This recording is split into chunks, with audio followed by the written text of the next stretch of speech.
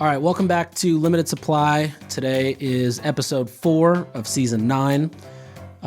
We've got another solo episode today. A lot of people asked me if I could do a Q&A for the holidays, and so that's what we did today. We took questions from our Slack channel, and we're just going to answer them. There's about, I think, 10 or so questions in here. I'm going to try to go as deep as possible, as always. And it seems like from last week's episode, you guys really enjoyed the tactical style or the tactical nature of the episode. So I'm going to try to do more of that, bringing more of that tactical experience. And a lot of people also like the analogies, so I'm going to try to do more analogies. A couple side notes, you're going to hear some URLs. Anytime you hear a nick.co URL, that doesn't go necessarily to my site. That's actually just a redirect. So I've got a couple resources in here around GA and TikTok library that'll be helpful for you. And let's see, what is the most exciting part of today's episode? I give you the secret at the end of how to get into these affiliate listicles for the holidays. So stick around there. A lot of people are always asking, how do you get into the Refinery 29 Christmas products you need? There's a very easy secret for that, and I'm going to tell you at the end. If you got any questions, shoot me a note. Otherwise, I hope you enjoy the episode.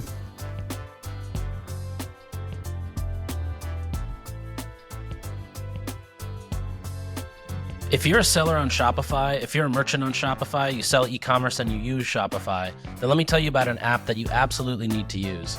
It's called Aftersell. It's the fastest growing upsell app on Shopify, and it helps you do a few different things. It helps you with post-purchase upsells. It helps you with editing your checkout and also just building an optimized cart drawer. This helps you get higher AOVs, higher UPTs, and cross-sell your products based on what your customers are shopping for. If you have someone buying a backpack on your site and you also sell luggage, you can use Aftersell to cross-sell luggage or vice versa. It's used by over 25,000 brands, including Jones Road, Hexclad, Skims, True Classic, and more. And on average, their clients see an AOV boost of up to 30%. On top of that, from your order confirmation page, you can generate revenue with Aftersell's network offers.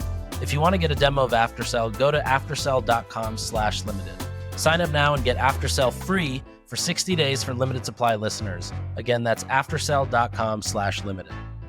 All right, so we're going to get started for today's episode. Today we're going to be doing a listener mailbag. So again, if you want to be the one asking questions, if you want to even just see the answers to these questions in real time, if you have questions you want to ask and get answers to from a community of 4,000 other members, then definitely make sure you go to slack.limitedsupplypod.com and sign up to join our Slack community. As soon as you sign up, you'll be met with an onboarding form. You fill that out, and my guy Shin's our community manager for Limited Supply. He's going to go through it, make sure you're properly onboarded. Based on the revenue of your brand, you're going to get put into different channels that are obviously most relevant to you. We don't want to create a community where things are not relevant or valuable, because then there's no value in it. So go to slack.limitedsupplypod.com, fill out the info, and then from there we'll put you into the community and make sure you're connected with a bunch of good people. If you're in a different city, like let's say you're in Denver, or you're in Dallas, Texas, or you're in Sacramento, as soon as you join, you can actually let Shin know where you're based, and he'll pair you up with people who are in your area.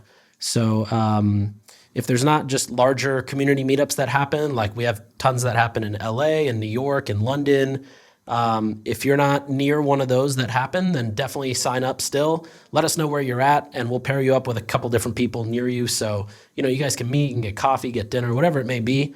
Nothing necessarily goes back to limited supply, but at least we can be the ones to help connect people together. So check that out. All of today's questions come from the Limited Supply Slack community. I just let everybody know, hey, I'm doing a episode where I'm basically going to do a listener mailbag episode all about holidays. And so drop your questions in. So we got a bunch of good questions. I'm going to try to go through as many of them as possible. If there's anything that's missed here, feel free to either email me directly with the question. My email is just the letter n@sharma.com.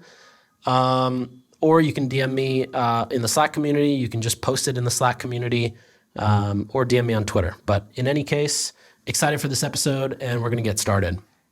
First question comes from Dimitris. He says, what will be your approach to increasing ad spend this Q4 in the US market, given the elections are taking place?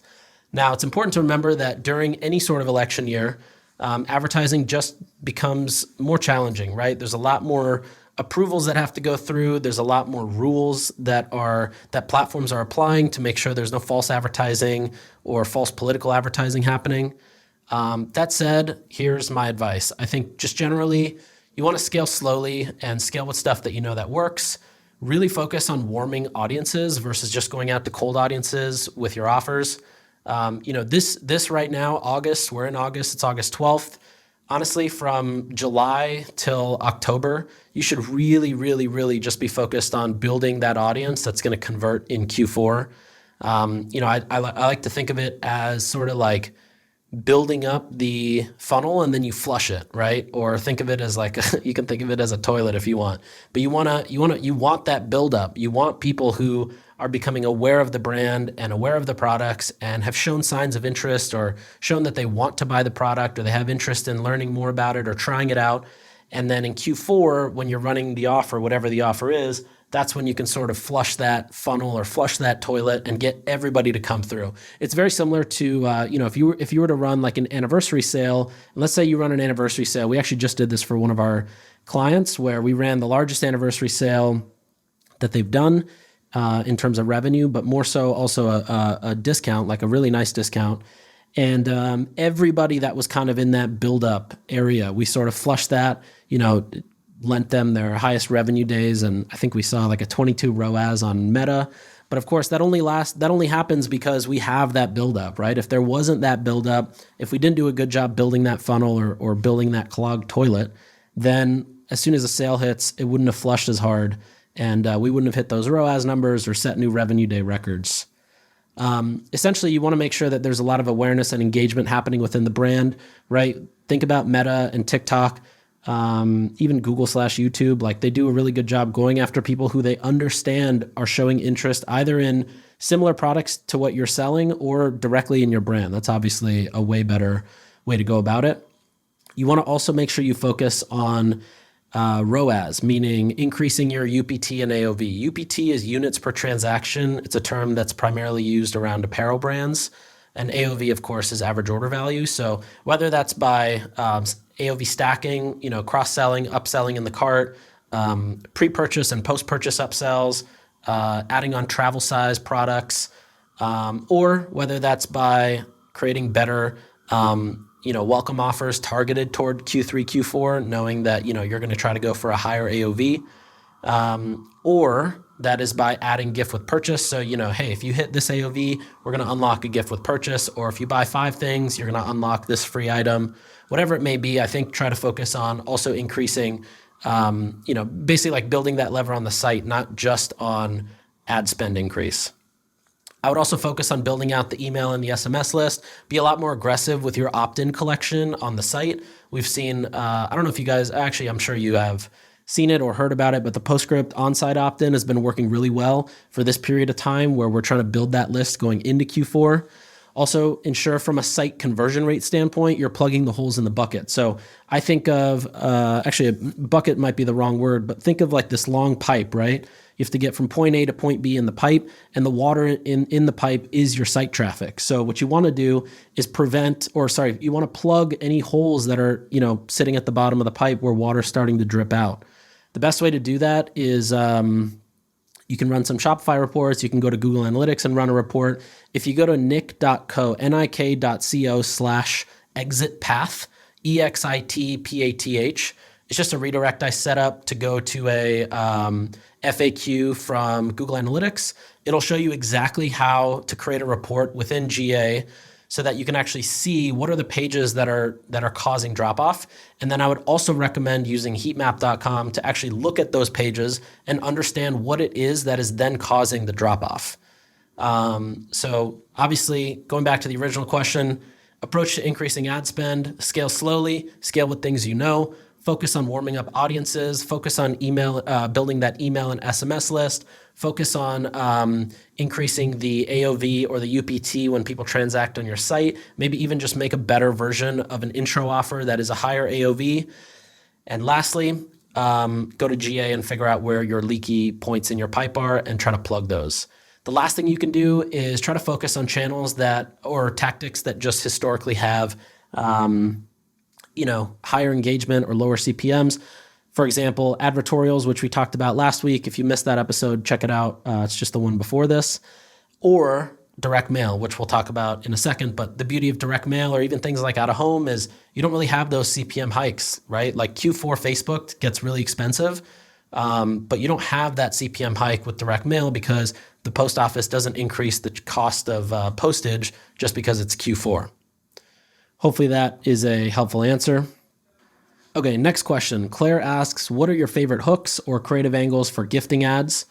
You can try a few things. I'm a fan of, speaking to the person you need to gift. For example, start with can't find something for mom this Christmas, or if you have a static ad, that text overlay can directly speak to, top gifts for mom or the gift mom never knew she needed, things like that, right? Like calling out exactly who it is that somebody's trying to find a gift for. Because again, anytime you put content out, whether it's an ad or organic piece of content, you're trying to find what is it between what you put out and the person who's looking for it? What's the thing that's going to connect them? In this case, it might be that you're advertising something for moms and they're looking for their mom.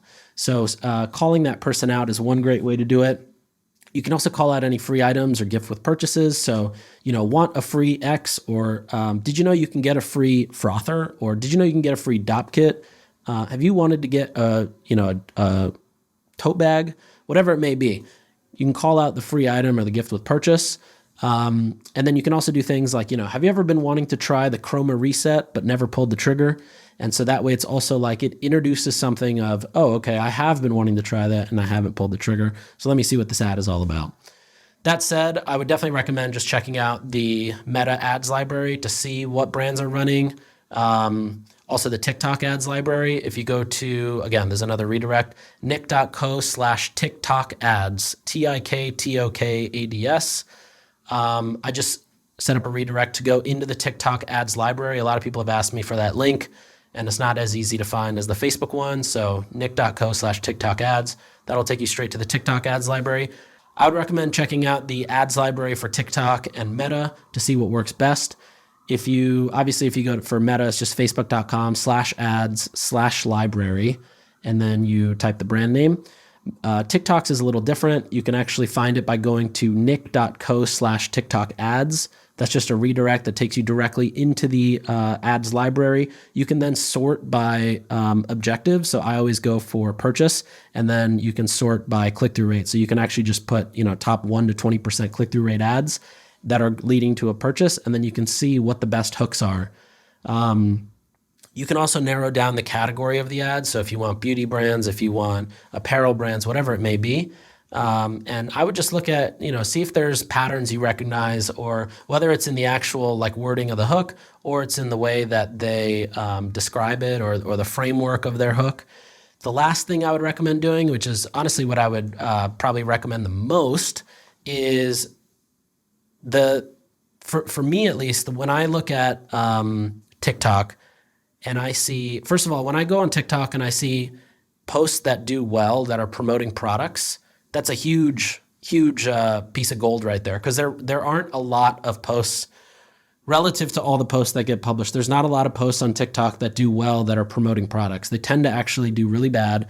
People tend to shit on them because nobody goes on TikTok and is excited to see an ad for a product. So when you have an ad or a TikTok shop post, meaning like it's a video that tags a product and it's promoting the product and it does well, that's a huge signal of, okay, this is something that works well. They've got a good hook. They've got a good piece of content. You should just try to mimic that. Obviously, don't rip it off. You don't want to plagiarize, but understand the framework of why does that organic post do well organically? Because especially on TikTok, if you want paid to work, you really have to nail organic. You can't expect for paid to work without either understanding organic or having a ton of people who are constantly posting organically and tagging you and sharing your products. Aritzia is a great example of that. Their own TikTok channel is trash, but everybody posts and tags Aritzia, which is why not only does the brand do well as a TikTok brand, but also their ads do well because TikTok understands who's engaging with it, who's posting, who's engaging with posts that are tagged with Aritzia, et cetera, et cetera. Okay, next question comes to us from Chip. Chip says, any thoughts on direct mail and specifically prospecting versus retargeting? Okay, going back to the CPM mentioned earlier, I am a huge fan of direct mail for Q4, as well as other channels like out of home or, publisher direct buys. I find that channels where CPM doesn't increase tend to get sometimes more efficient in Q4. Direct mail is definitely one of them. I would recommend from a retargeting standpoint, I think to be the most efficient, it's probably worth going after your top LTV customers historically. If you're a supplement business and you've got lapsed subscribers, go after them, get them back on the board, get them back on board, get them on the train, get them a good offer. Like one half is getting the creative out to them, the actual postcard. The other half is making sure that there is something for them to come back to or something interesting. So if you understand what that is, then build an offer for getting those people back on. From a past customer standpoint, if you're selling one-off products, I think Chip, you actually sell apparel. So anybody who's bought in the last, call it 30 to 180 days, I'd definitely go after them, try to get them to come back and shop again. Maybe it's you get them now or in September. So it's like, you can sort of help them. You can write that narrative of stock up for Christmas or get your Christmas gifts early, whatever it may be. As far as prospecting goes, I would definitely test prospecting. We've been testing it out with Postpilot's AI product for prospecting, and it's been working better than other mail companies that we've tested it with. I think it really depends. Like from what I've heard with prospecting on direct mail, it can hit very well. It can take time to hit, but I'll keep you guys posted on the Postpilot prospecting. You can also do kind of like co-marketed direct mail as well. So, for example, if it's not just you, paying for the postage to go to one household, it might be you and 5 other brands that split that postage, which just makes it more efficient from a prospecting standpoint. So a couple options to try there, but yeah, definitely a fan of direct mail. I think it's also, I'm also a fan of like, once somebody makes a purchase, if it's over, a certain AOV, then you automatically send them a handwritten, postcard from the mail. Maybe it's from a customer experience member on the team, or maybe from the founder if it's a smaller brand. I think there's a lot of cool things you can do from a direct mail standpoint that it's just not tested enough, honestly. In fact, if you run direct mail pretty heavily and you're listening to this, shoot me a DM. I'd love to see if there's any cool insights that you've got that we can talk about on the show or share with other people so they can benefit from it as well. Okay, next question. Justin is asking, what are you prioritizing for site optimizations? Justin, I love a good CRO question. So I'm going to break this out into a few key areas that I think are really important for websites. And if there's anything I missed, just message me. So what are the few important areas? One is homepage, one is collections page, one is your product page, one is your site navigation, one's your cart and checkout flow, and then the last one is your pop-up. So I'll go through each one. So starting with the homepage, you got to think of your homepage as a street-facing window display in downtown New York City, or Soho, or Rodeo Drive in Los Angeles, or South Congress in Austin, wherever the high-trafficked shoppers are. That's what you need to think of as your homepage, right? Any new promotions, new products, new bundles, new updates, everything should be messaged on the homepage. You actually really need to think of your homepage. We always talk about having landing pages, and obviously you want those because when you're driving direct traffic, you want to send them to an experience that is curated based on the source of the traffic and the messaging of that traffic. However, with your homepage, you actually need to think of this as a landing page as well. It is essentially where a lot of your high intent traffic is going to be coming from: organic social, anybody who sees you on TV, anybody who reads about you in the press, people who see you, posted by influencers, people who might get a postcard in direct mail, or even people who saw your email come through but then didn't click on the actual link in the email. So your homepage, even though is not maybe the place you're sending ads to, it still needs to be treated like a landing page. And this is honestly a place where I see so many brands just get wrong. You don't think about your homepage strategically.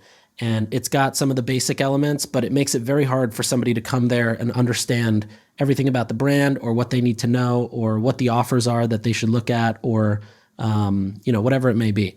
So I think your homepage needs to still answer those 5 main questions. What is the product? What does the brand sell? Why should I care that this brand makes it? What benefits can I expect from becoming a customer? If I order it today, how often does it get, or how fast does it get here? And how does the brand compare to everything else on the market, right? You want to make sure you're answering these questions.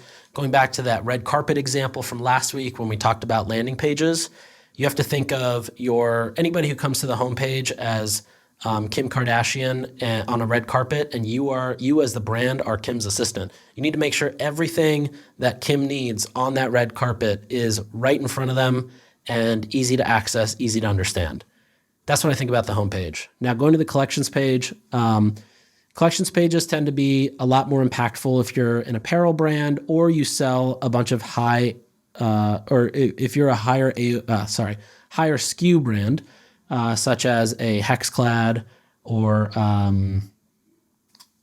let's say you sell a variety of different blankets or whatever it may be.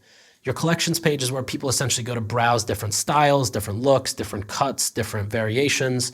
And the only thing I would change to a collections page, obviously you want to make sure from a CRO standpoint, you've got everything, you've got your product title, you've got the review stars, you've got the price there.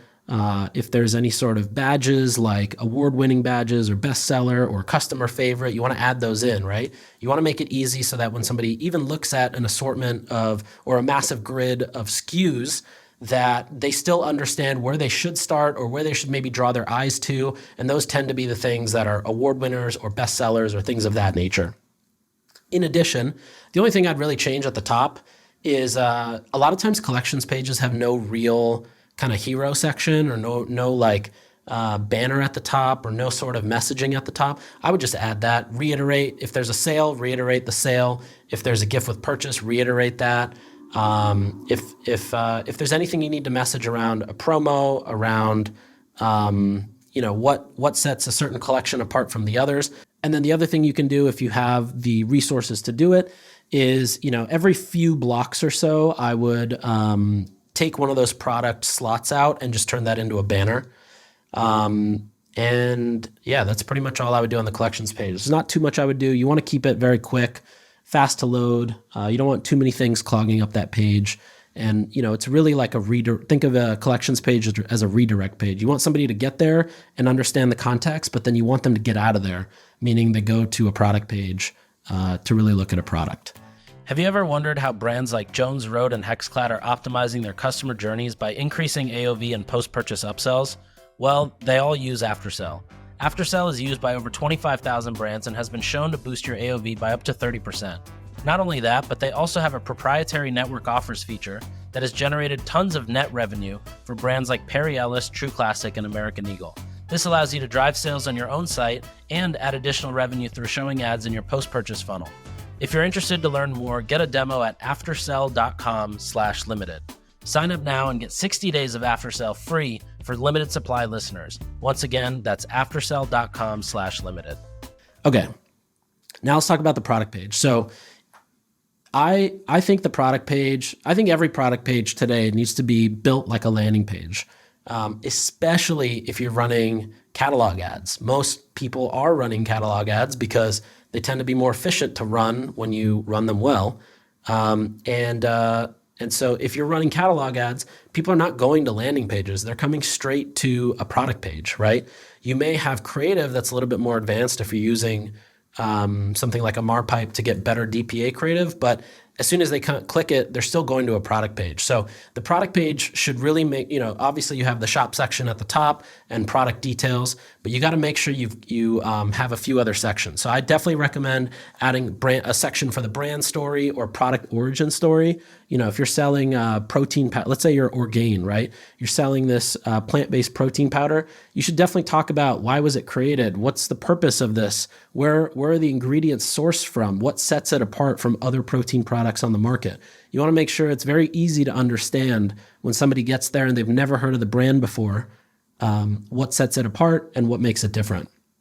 Content-wise, you want to make sure you've got lifestyle content. So don't just have product images with a white background and a product image in the middle of that square that takes up a tiny amount, right? Don't leave that room.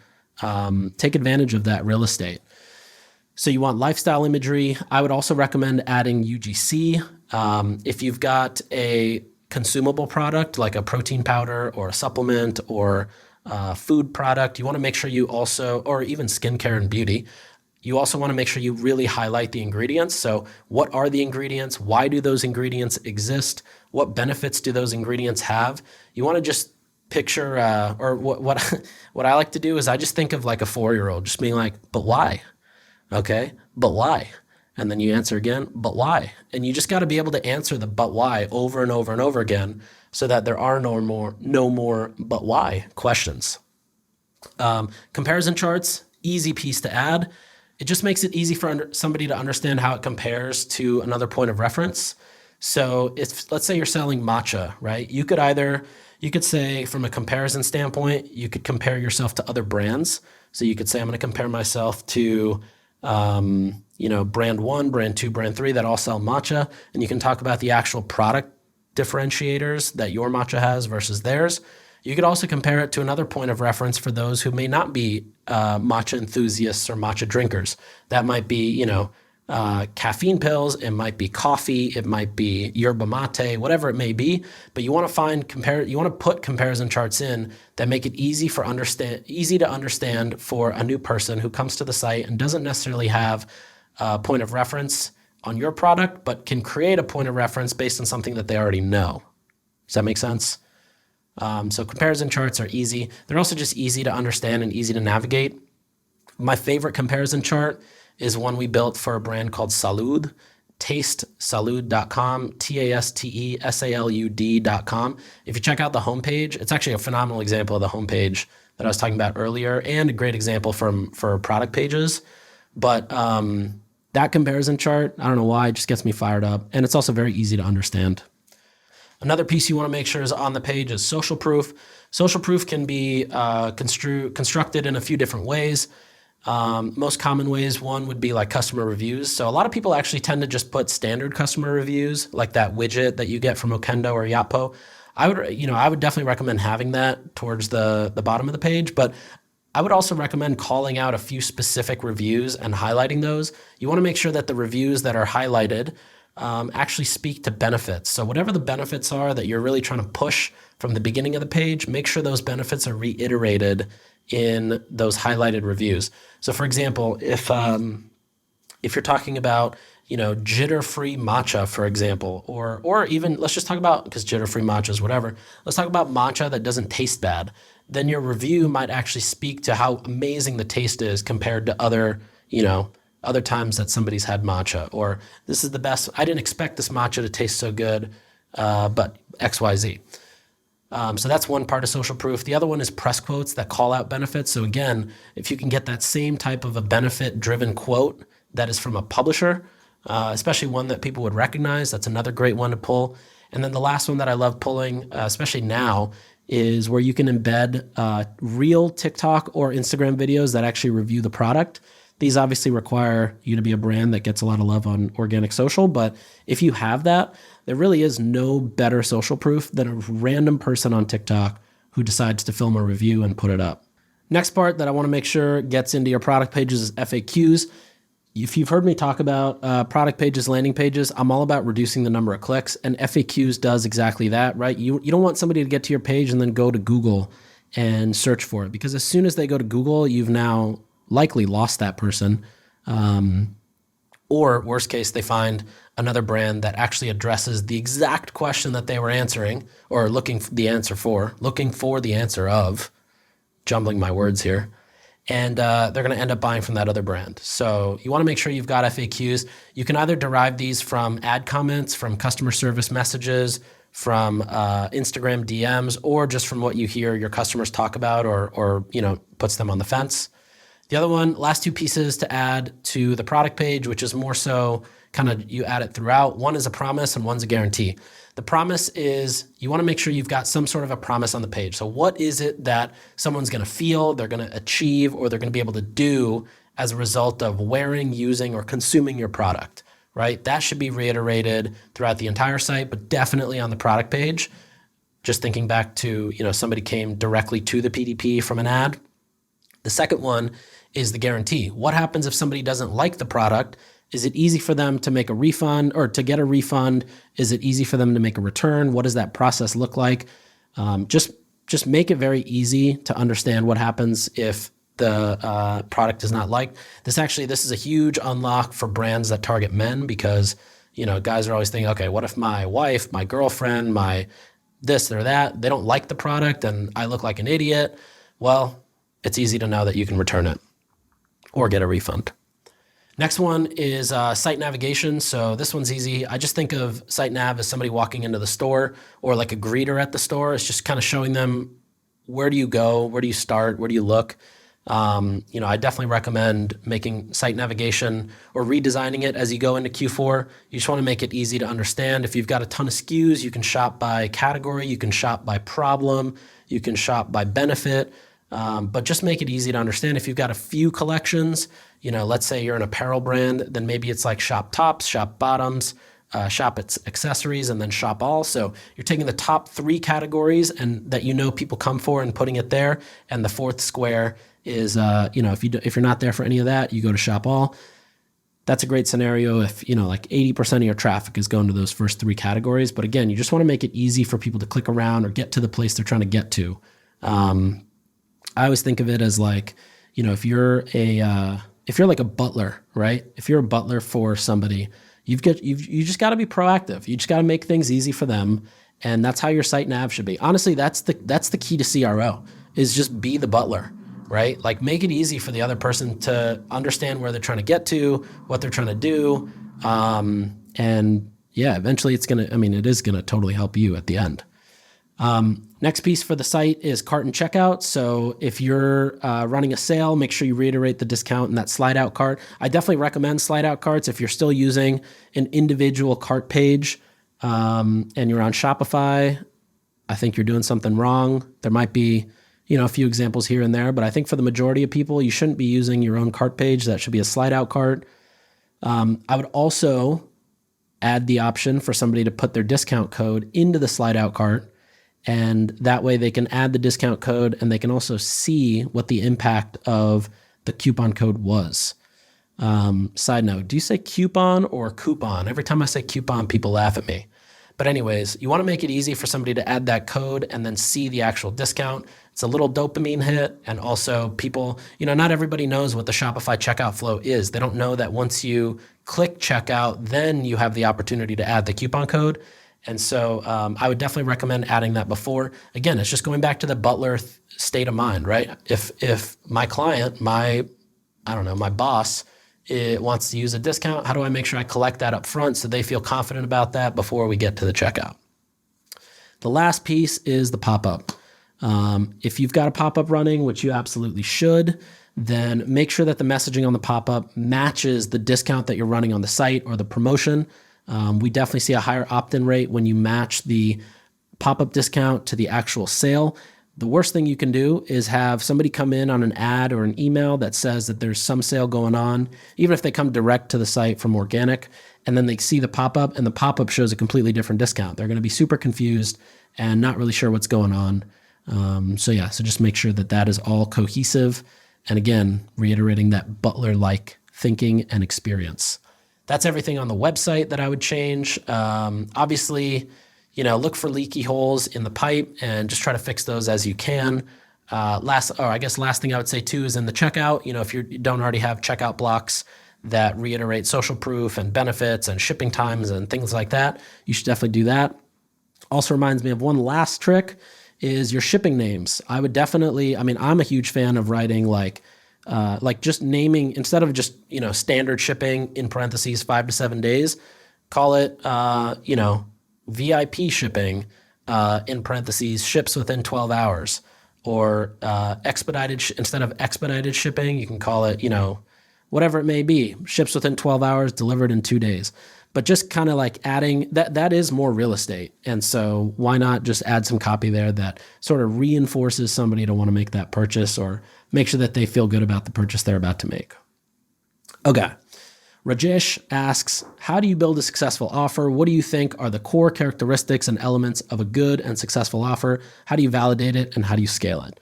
Well, it's very dependent on the type of brand you have.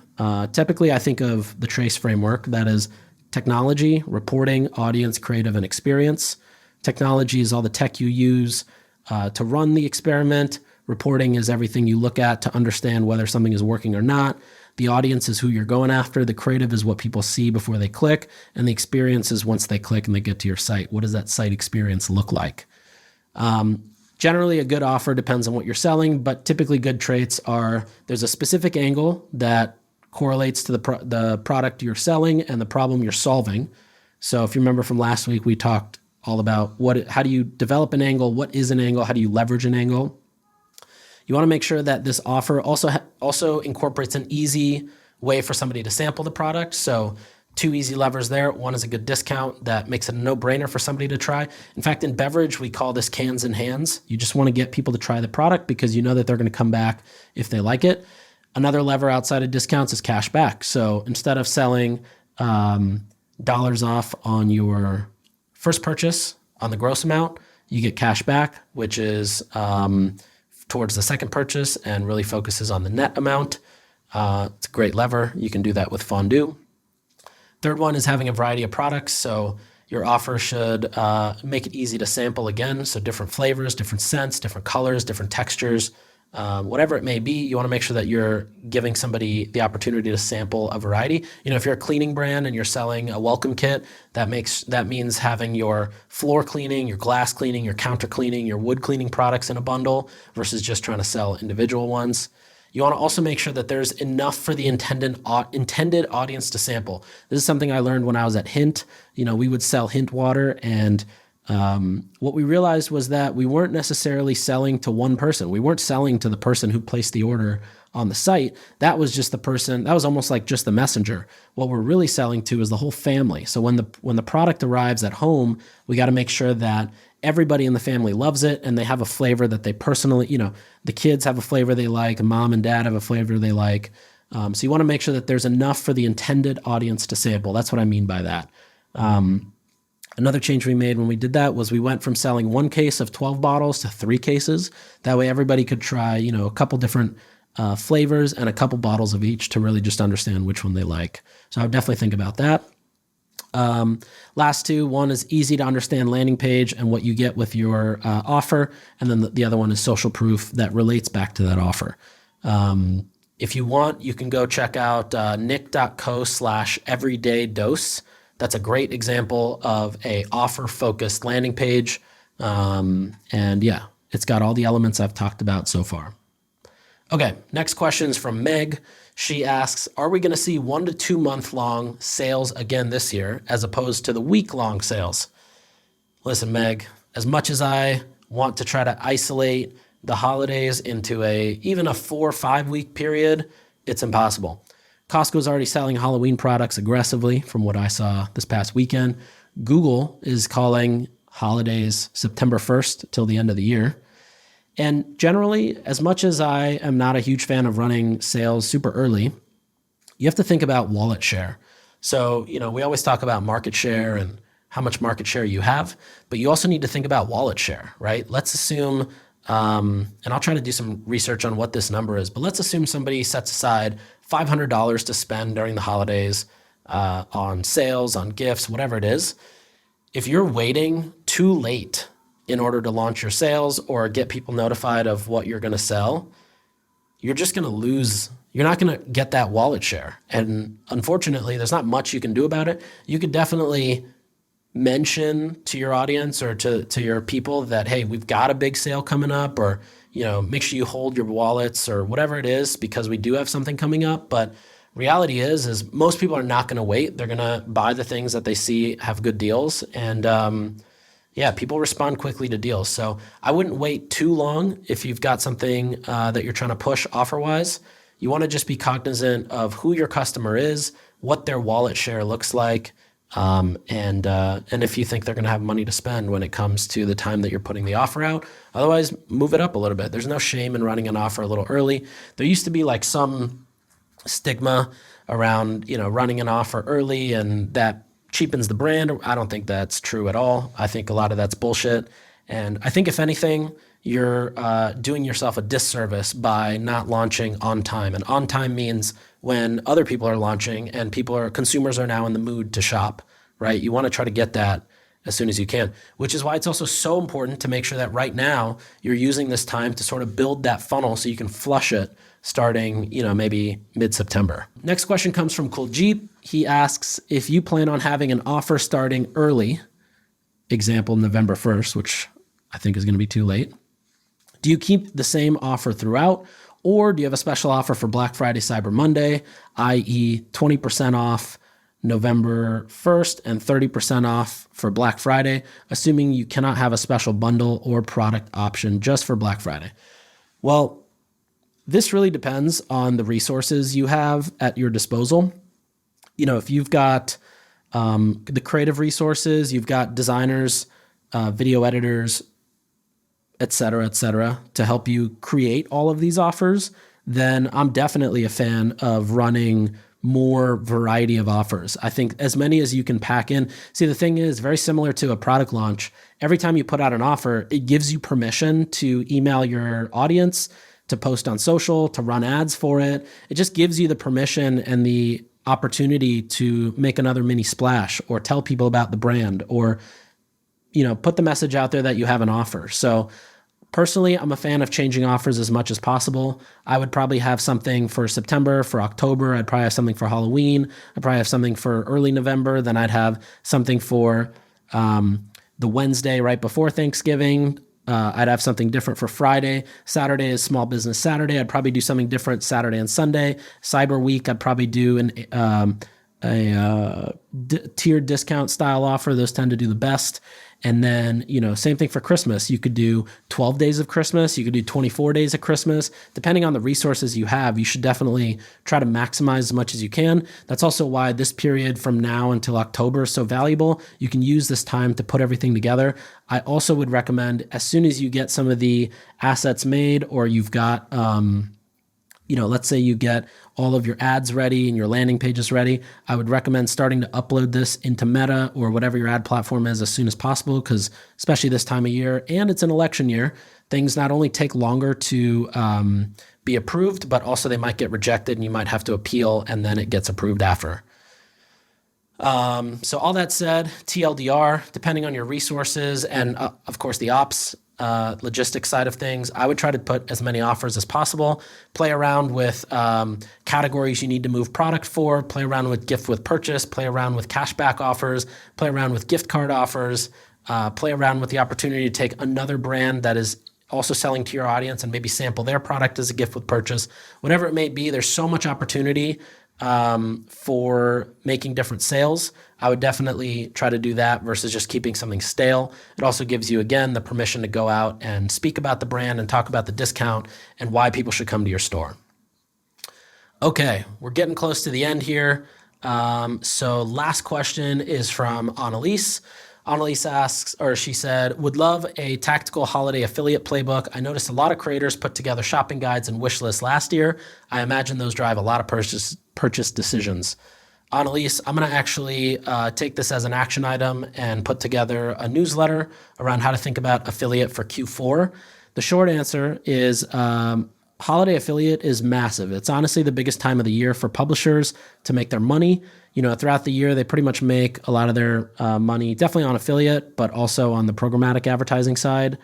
In Q4, they make a nice chunk of revenue from affiliate, not only because of all the offers that are coming out, but also because places like Amazon, if they write about a product and, let's say they link to a Hexclad pan with Amazon, they actually get a percentage of the entire cart value, not just the one product that somebody added as a result of clicking the link. That said, with publishers, I definitely recommend reaching out directly. So reach out to the editors. You could either have an intern or a virtual assistant, or if it's just you, do it yourself. Go to Google and find, you can go to Insider Picks, you can go to BuzzFeed Shopping, you can go to Refinery29, go to all the publishers and try to make a massive spreadsheet of all these editors. their name, their title, their email, the place they work at. And I would start reaching out directly. Reach out as the founder, reach out as the marketing lead, reach out as your PR contact, whatever it may be. Your PR, if you have a PR agency or a PR consultant, they likely actually already have these affiliate contacts at the publishers, so have them reach out. From a setup standpoint, make sure that you've got an affiliate program set up. You're going to want to make sure that when they do respond and they confirm that they want to run this, that you've got a program that you can enroll them into. You also want to check out Skimlinks, SKIM links, not two M's, but just one M.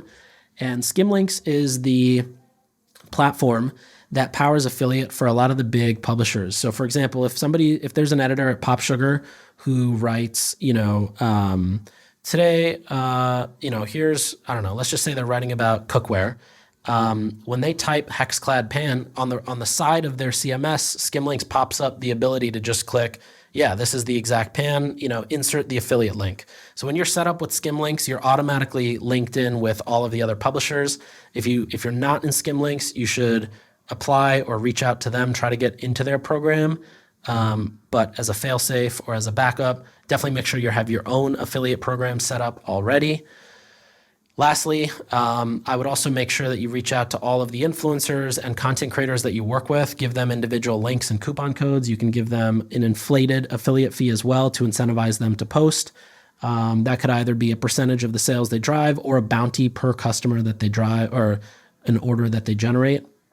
One other trick you could do is, and this kind of goes a little bit off of the advertorial episode last week, but whether it's in an advertorial or whether you do this on your own website, or you could even do this within an email itself, but you can actually create your own holiday guide. So if you're a brand like Cadence and you sell these beautiful travel capsules and you want to just get, you just need another excuse to send content out to your audience, you could Cadence could put together their own holiday gift guide. And that might include other brands within the realm, whether it's Crown Affair or Jolie or whatever it is. But, why not put up your own version of a gift guide and drive some traffic there and see how it converts. I bet if you put up an article on your own site and you've got really beautiful layout of, 9 products or 17 products that your customers would love, and you drove some traffic there, it might actually do pretty well from an efficiency standpoint. That's all of the questions that we have time for today. If you have anything that's outstanding question-wise, shoot me a note. n@sharma.com is my email. Big shout out to everybody who sent me emails after the last episode, or just ask me on the Limited Supply Slack channel. And I'm going to try to take anything that I missed here and put it into either a following episode where I break down what we're doing for Black Friday. What are we doing from September to October, October to November, November to the week of Black Friday, the week of Black Friday, that weekend, the Cyber Monday after, and then everything leading up to Christmas, then Boxing Day, then New Year's, then the Wellness Super Bowl, which starts January 1st. So I'm going to put that together and probably put that in an email this coming Sunday. So if you're not subscribed, nick.co/email. And then if that gets good engagement, maybe we'll talk about it more on the pod. If there's a bunch of questions that come back that I didn't answer, then we'll make a second episode here. But really want to make sure that from a holiday and content and offer standpoint that everybody here feels comfortable and doesn't have any outstanding questions. This is the time of the year for us to absolutely dominate, and I want to make sure you've got all the tools for that. All right, well, that's all we've got for today. Again, hit me on Twitter, hit me on email if there's anything else, and I'll see you next week.